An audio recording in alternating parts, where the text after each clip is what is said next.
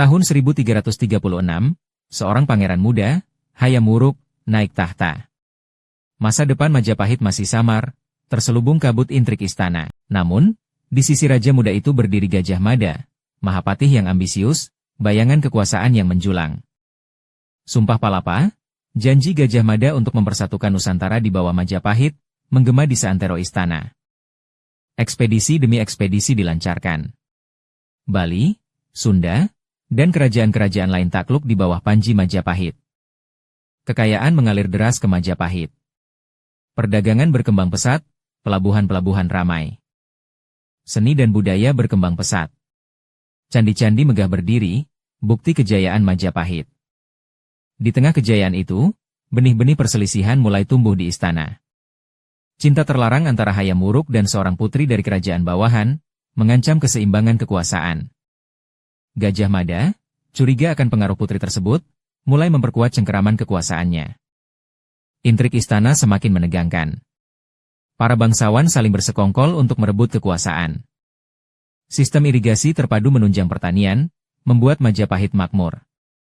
Namun, kesuksesan Gajah Mada juga menimbulkan kecemburuan dan ancaman bagi kekuasaan Hayam Wuruk. Perlahan, keseimbangan kekuasaan mulai goyah. Bayangan kehancuran mulai mendekat. Kematian Gajah Mada menandai berakhirnya sebuah era, namun warisan kejayaannya tetap abadi. Kisah cinta dan perebutan kekuasaan di Majapahit, sebuah legenda yang terus dikenang. Di tengah hiruk-pikuk istana Majapahit, seorang pemuda gagah bernama Gajah Mada, dengan tatapan tajam dan ambisius, pertama kali melihatnya.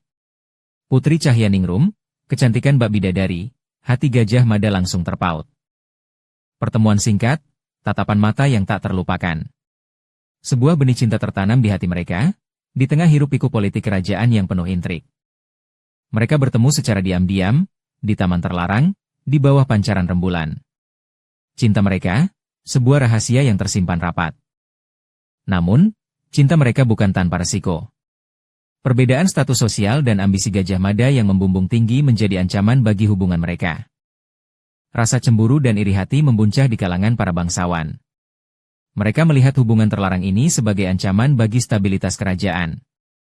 Bisikan-bisikan jahat mulai menyebar, mengancam reputasi Putri Cahyaningrum dan karir Gajah Mada. Raja Hayam Wuruk, mengetahui hubungan tersebut, terbelah antara cinta kepada putrinya dan ambisi Gajah Mada. Sementara itu, ancaman dari luar semakin nyata. Kerajaan-kerajaan tetangga mengincar kekuasaan Majapahit. Gajah Mada, dihadapkan pada pilihan sulit, cinta atau ambisi? Ia harus memilih. Ia memilih untuk mengutamakan kesetiaannya kepada kerajaan. Namun, ia tetap menyimpan rasa cinta yang mendalam kepada Cahyaningrum. Konflik memuncak di istana. Para bangsawan yang iri hati berusaha menjatuhkan Gajah Mada. Putri Cahyaningrum, terhimpit di antara cinta dan kewajibannya kepada keluarga dan kerajaan. Gajah Mada memimpin pasukan Majapahit menghadapi serangan dari luar, membuktikan kesetiaannya. Kemenangan diperoleh, namun cinta terlarang mereka harus tetap menjadi rahasia yang terkubur.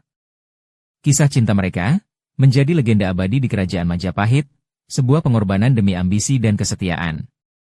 Raja Hayam Wuruk, pelindung Majapahit yang gagah berani, telah tiada. Keheningan istana kini dipenuhi bisikan-bisikan intrik. Ratu Rajapatni, permaisuri Hayam Wuruk, berdiri teguh di tengah badai. Namun, tahtanya digoyang oleh ambisi para kerabat. Putri-putri Hayam Wuruk, dengan kecantikan dan pengaruhnya, menjadi pion dalam permainan kekuasaan yang kejam. Para pangeran, haus akan kekuasaan, saling beradu strategi.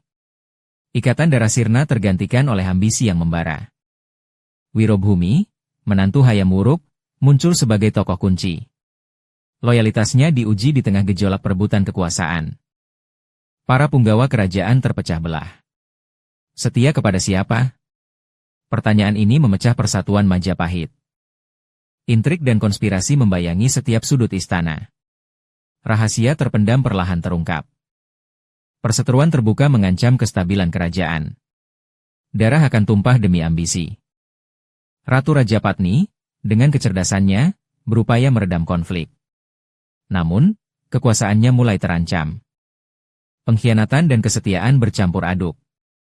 Siapa yang dapat dipercaya di tengah badai ini? Kekuatan militer menjadi penentu. Para pangeran berlomba mengumpulkan pasukan untuk meraih kekuasaan. Istana Majapahit berlumuran darah. Pertumpahan darah tak terhindarkan dalam perebutan tahta. Kekuasaan yang didapatkan dengan darah, tak selamanya abadi. Kutukan sejarah membayangi. Majapahit, kerajaan yang perkasa, terpecah belah. Kejayaan perlahan memudar. Rahasia terpendam di Istana Majapahit, menjadi pelajaran berharga tentang ambisi dan perebutan kekuasaan. Kekuasaan Hayam Wuruk mulai goyah. Bisikan-bisikan intrik di istana semakin keras, mengiringi senja kerajaan yang dulu perkasa. Raden Wijaya, putra mahkota, terpecah di antara kesetiaan dan ambisi. Cinta terlarang menjadi senjata rahasia musuh-musuhnya. Perang saudara membayangi. Para bangsawan, haus kekuasaan, membentuk aliansi rahasia, menebar benih perpecahan. Pasukan dari kerajaan Pajajaran bergerak menuju perbatasan, memanfaatkan kelemahan Majapahit yang terpecah.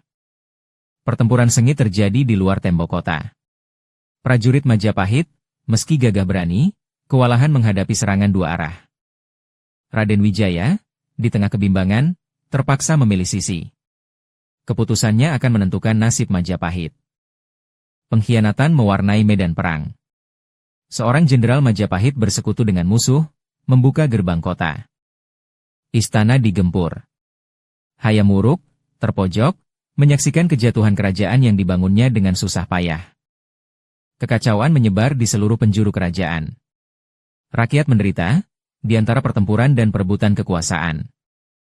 Raden Wijaya, setelah memenangkan pertempuran, dihadapkan pada pilihan sulit, memimpin atau menghancurkan.